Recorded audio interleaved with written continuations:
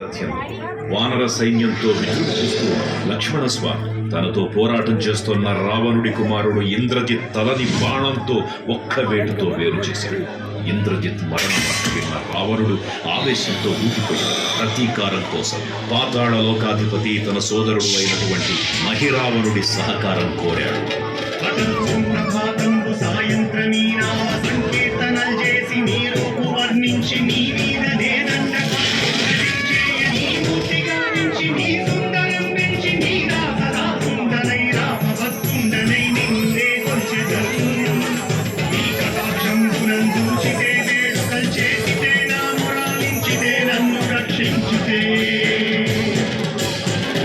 తంత్ర విద్యలో ఆరితేరిన మహిరావణుడి దాడి గురించి విభీషణుడి ద్వారా ముందుగా తెలుసుకున్న హనుమంతుల వారు తన ప్రభువుల విశ్రాంతి మందిరానికి కాపలా ఉండగా ఆ దుష్టుడు లోపలికి ప్రవేశించడానికి పలు ప్రయత్నాలు చేసి చివరికి మాయోపాయంతో విభీషణుడి రూపం ధరించి మందిరంలోకి ప్రవేశిస్తాడు.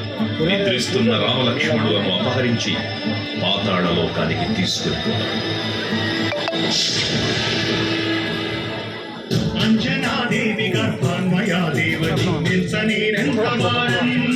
దయాశాలి వైదూచియం దాత వైదూచియం తొల్లి సుగ్రీవకుం మంత్రి వై స్వామి కార్యార్థమయ్యేగి శ్రీరామ సౌమిత్రులం దూచి వారించి సర్వేసు పూజించి యవ్వాను సంపన్ను వారిని సంపించి సతిలకం కృపాకులకి వీక్షించి కిష్కింధకే తెంచి శ్రీరామ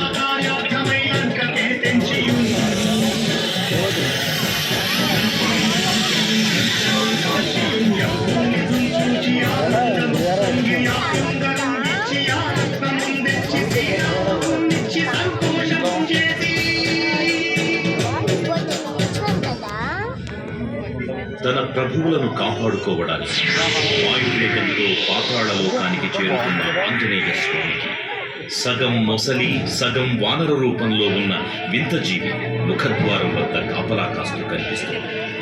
ఆ జీవి మకరధ్వజుడు అనే తన పుత్రుడని మహాసముద్రాన్ని దాటుతుండగా నీటిలో పడ్డ తన పేదవిడు ఒక మొసలి గ్రహించడం వల్ల జన్మించాడని తెలుసుకొని ఆశ్చర్యపోతాడు హనుమంతుడు.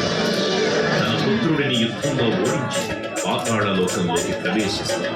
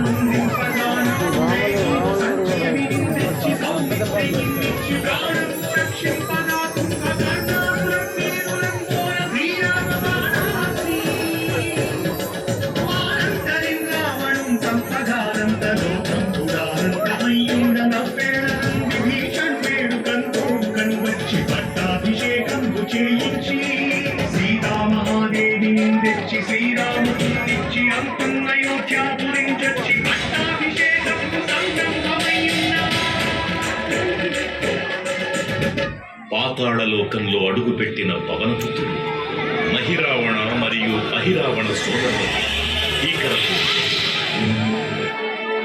5 దిక్కులలో ఉన్న 5 దీపాలను ఒకేసారి ఆర్పడం ద్వారా మాత్రమే వారి మరణం సంభవిస్తుందని చెప్పారు. అప్పుడు మహాబలి 5 ముఖాల ధారణ చేసి పంచముఖ ఆంజనేయునిగా అవతరించి ఏకకాలంలో 5 దీపాలను ఆర్పివేసి ఆ దుష్ట సోదరులను తుదముఖిస్తారు.